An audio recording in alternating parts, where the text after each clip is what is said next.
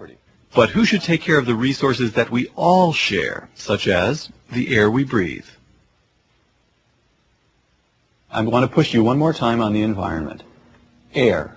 Here in California, it turns out there are 30 million people who like to breathe. And we have, particularly in the LA basin, smog beginning in the 1970s that the environmental movement begins to... Oh, no, the smog went back 200 years. There are stories of the Indians describing that as a smoggy area. So part of what's going on is natural. But no doubt, the thing about that is there is an argument for government requiring those who impose costs on third parties to pay for them. And the point is, with respect to smog, the efficient way to do it is to use the market. How do you create property rights in the air, say? Well, you do it now by selling the right to emit a certain amount of pollutants into the air. You now have a market in effluent rights. For large manufacturing concerns. For manufacturing concerns, which is where most of it comes from. And you do the same by charging, essentially making it a requirement that automobiles have to have the catalytic converters. Well, and that's effectively making individuals be responsible for costs they impose on others. Remember, what I said is, the key feature of a libertarian view is that you should be free to do what you want, provided you don't prevent other people from doing the same thing. Okay. And so the only case for government is when it is not feasible for market arrangements to make individuals compensate others for any harm they impose on them. If you and I enter into an agreement to buy or sell something, well, that's our businesses. Right. You may lose, I may lose, or more likely we're both going to win. We're not going to enter into it unless both of us think it's better for us. But there are cases like the power plant that emits smoke that dirties my shirt, in which the company is imposing a cost on me for which I'm not being compensated. Those are the only cases. But you have to qualify that by noting that when government enters in, it also is emitting smoke.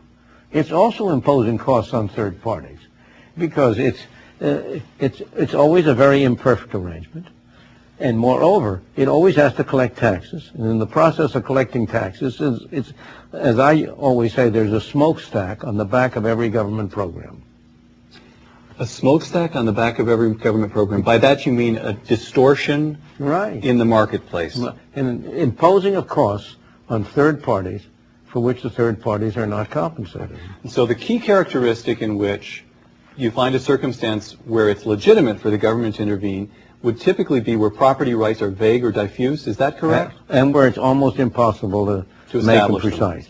That is a problem in the case of the power plant. All right. Is that there's no way in which you can say you have to get the agreement of each of the persons whose shirt you're going to dirty, and pay them for the privilege of dirtying their shirts before you can do it. So, on the environment, the Greens actually do have a point. That is one area where there is a strong case. But in most cases, in practice, when you look at it, and there are some people up at PERC, as you know, who have Terry Anderson, who I'm sure has been on your program. That's right. This, who have demonstrated that there are many, many cases in which market arrangements are far more effective than command and control arrangements. All right, so now we've got a little bit of a... But there must be some areas, food and drugs, for example, where public safety can only be ensured through government involvement, right? The Food and Drug Administration, which regulates everything from the drugs that pharmaceutical companies may put on the market to the ingredients in items that we'd purchase off the grocery store shelves. Let me give you an example. Thalidomide. Thalidomide, marketed in the, everybody's favorite example. Well, I may be leading with my chin on this one, but I'm going to lead with it anyway. 50s and 60s, it is marketed in Europe as a drug to help women get through the nausea that they sometimes experience during pregnancy. The Food and Drug Administration said it had been inadequately tested in the United States and forbade it to be marketed in this country, with the result that thousands of children were born with horrible birth defects in Europe to mothers who had used thalidomide, but that didn't happen to American children That is because true. the FDA had intervened and kept that drug off the market. Thank God for the FDA, right?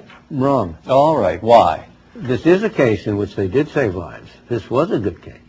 But suppose they are equally slow in adopting a drug which turns out to be very good and very beneficial. How do you ever see the lives that are lost because of that? You're an FDA official. Right. You have a question of whether to approve or disapprove a new drug.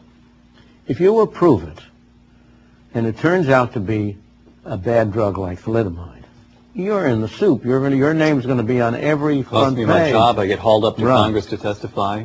Right. On the other hand, if you disapprove it, but it turns out to be good, well, then later on you approve it 4 or 5 years later.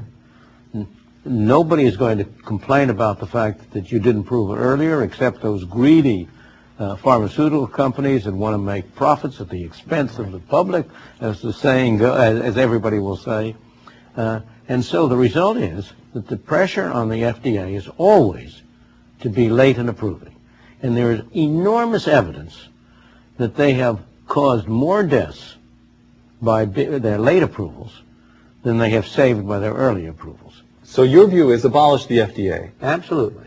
And what comes up What in comes its up place? is it's in the self-interest of pharmaceutical companies not to have these bad things. Do you think the manufacturer of thalidomide made a profit out of thalidomide or lost? I see. Okay. And you have to have, people should be responsible for harm that they do. It should have been possible. So tort law takes care of a lot of this. Absolutely. All right. If Lilly or Merck or somebody else comes up with a drug that does me harm, I go after them. I join a class action with everybody else who's taken that pill, and we sue them for billions of dollars and wipe out their shareholders' equity. Absolutely. And Seeing that, they have every interest to Right. be extremely rigorous in testing that drug before they make it available. Let me give you a different All right. example. The rules imposed on airlines for Right. safety, supposedly. Right. Who has the most interest in preventing airline accidents? After the passenger themselves, the airlines. Well, it's not even clear that the passengers have more interest in the airline. All right. Because included in the passengers are the pilots. Right, of course. Why is the government going to improve airline safety? How are they going to do it? How do they add any incentive to anybody to improve airline safety? So